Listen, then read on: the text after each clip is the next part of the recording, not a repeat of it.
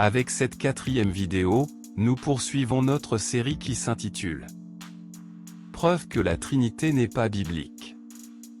Pour les tenants de la Trinité, Jean chapitre 1 et le verset 1, est le passage de référence pour essayer de prouver que Jésus est Dieu.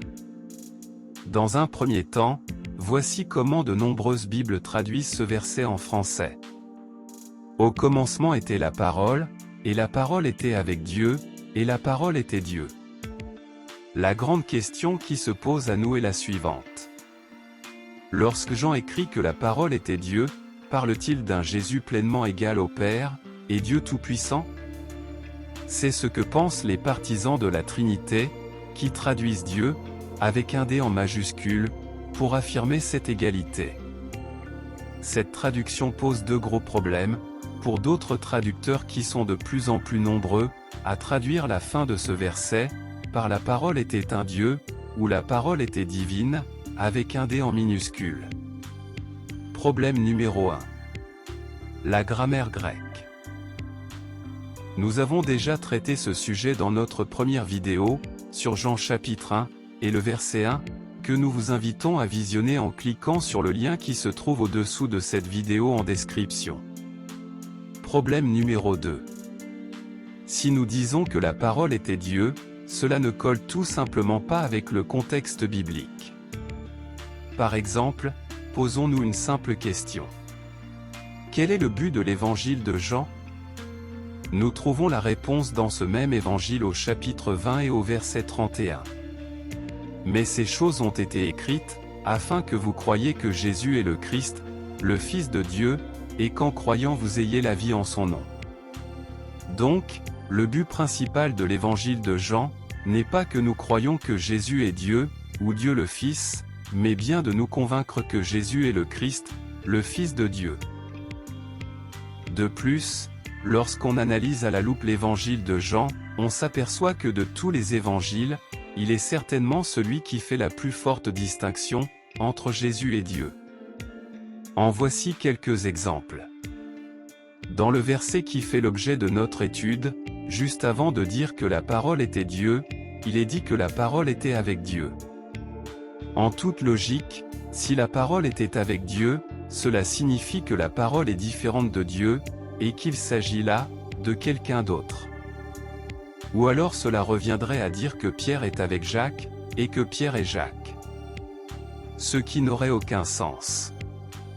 De plus, ce verset ne dit pas que la parole était avec le Père, non, il est dit que la parole était avec Dieu.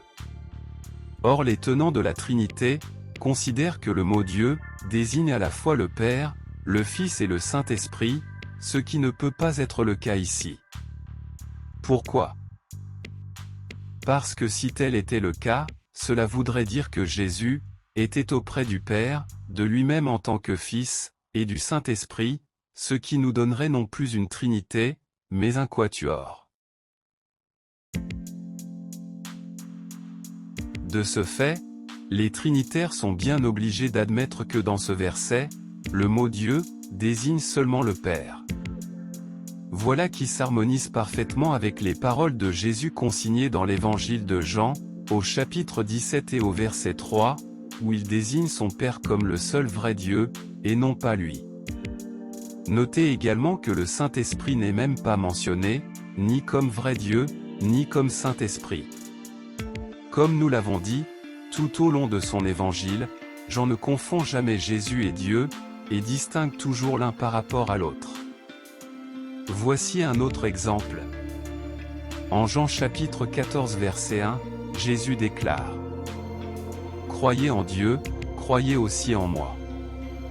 Notez qu'ici, Jésus ne dit pas « Croyez au Père, croyez aussi en moi », non, il dit « Croyez en Dieu », ce qui dans la pensée trinitaire signifie de croire au Père, au Fils, et au Saint-Esprit. Si comme le prétendent les tenants de la Trinité, Jésus est l'un des trois dieux qui composent la Trinité, il n'a aucune raison de dire croyez en Dieu et croyez aussi en moi, car à ce moment-là, comme dans le cas précédent, nous n'avons plus affaire à une Trinité, mais bien à un quatuor, ce qui, encore une fois contredit le fait que Jésus est Dieu. Autre exemple. Jean chapitre 14 le verset 28. Vous avez entendu que je vous ai dit, je m'en vais, et je reviens vers vous. Si vous m'aimiez, vous vous réjouiriez de ce que je vais au Père, car le Père est plus grand que moi. Puisque Jésus a quelqu'un de plus grand que lui, il est évident qu'il ne peut pas être Dieu, au même titre que le Père. De plus, notez que là encore, le Saint-Esprit n'est même pas mentionné. Voyons maintenant ce que Jésus déclare à Marie-Madeleine après sa résurrection. Jean chapitre 20 verset 17. Ne me touche pas, car je ne suis pas encore monté vers mon Père. Mais va trouver mes frères, et dis-leur que je monte vers mon Père et votre Père, vers mon Dieu et votre Dieu. Là encore, si Jésus a un Dieu, il ne peut pas être Dieu. Notez également que Jésus qualifie seulement son Père comme étant son Dieu, et ignore complètement l'Esprit Saint, qui dans la logique trinitaire, est pourtant censé être la troisième personne de la Trinité. Bien sûr, ce ne sont là que quelques exemples parmi tant d'autres, mais ils sont suffisants pour montrer la distinction que fait Jean, entre Jésus et Dieu. À ce stade de notre étude, il est temps maintenant de lever le voile sur un point important. Si, comme nous l'affirmons, Jésus n'est pas Dieu, pourquoi à la fin de Jean chapitre 1 verset 1 Jésus est-il qualifié de Dieu? Là encore, c'est le contexte de la Bible qui va nous aider à répondre précisément à cette question. Il faut savoir que le mot Dieu en français vient de l'hébreu El, qui signifie fort ou puissant. En fait, Dieu n'est pas un nom mais un titre. Et ce titre ne s'applique pas qu'au Dieu tout-puissant. C'est ce que nous confirme le Dr Jung, un éminent spécialiste de la Trinité. Voici ce qu'il déclare au sujet du terme Dieu. Dieu est utilisé pour désigner n'importe quel être puissant, que ce soit le vrai Dieu ou non, et s'applique non seulement au vrai Dieu, mais aussi aux faux dieux, magistrats, juges, anges, prophètes, etc.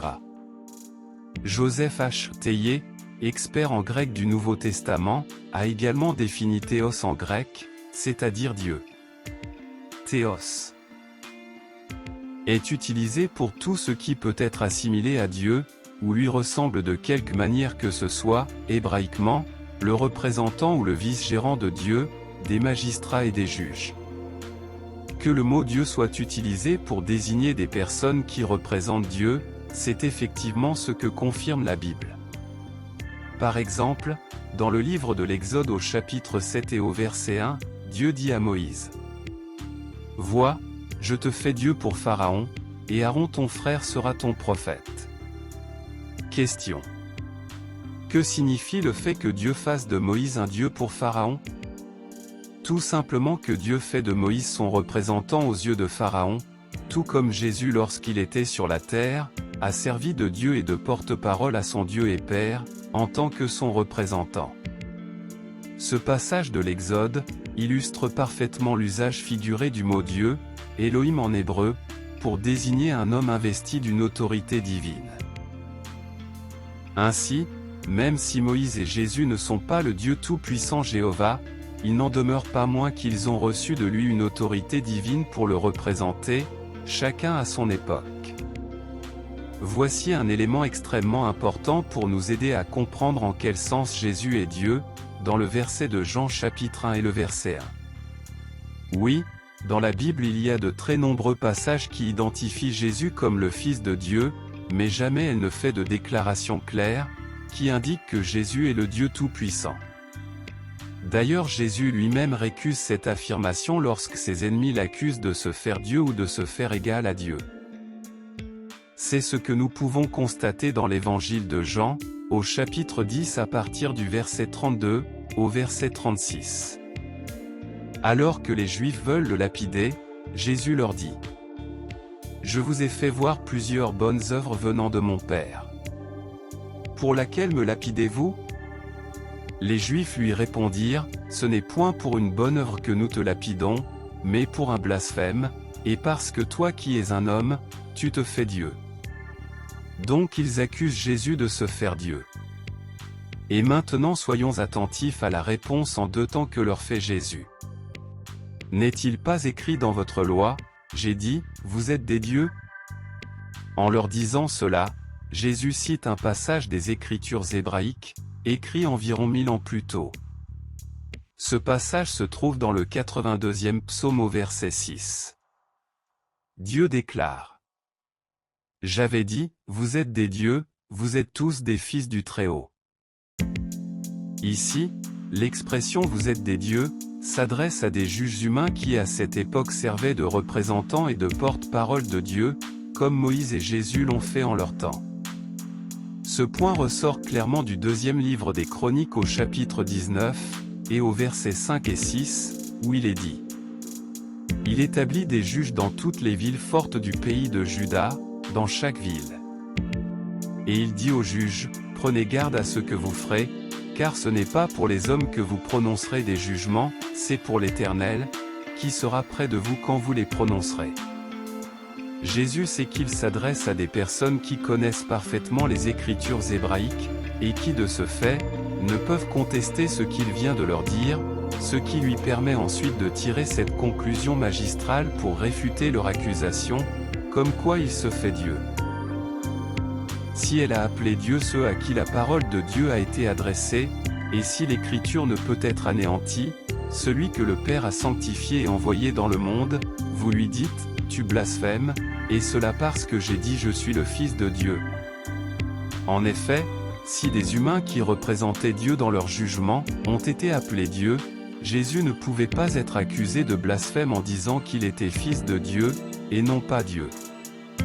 Ce raisonnement est implacable, et il leur a cloué le bec. Pour conclure cette vidéo, posons-nous cette question. Si comme le prétendent les tenants de la Trinité, le premier verset de l'évangile de Jean doit être traduit par « Et la parole était Dieu » avec un des majuscules, alors comment se fait-il que beaucoup de traducteurs trinitaires traduisent ce même verset par « La parole était un Dieu » ou par « La parole était divine » avec un des minuscules? Au bas de cette vidéo, vous trouverez en description un lien qui vous fera découvrir une liste non exhaustive de ces traductions. En attendant, voici quelques-unes d'entre elles. Dans la prochaine vidéo, nous allons répondre point par point à quelques versets que les tenants de la Trinité mettent en avant pour soutenir le dogme de la Trinité. À très bientôt.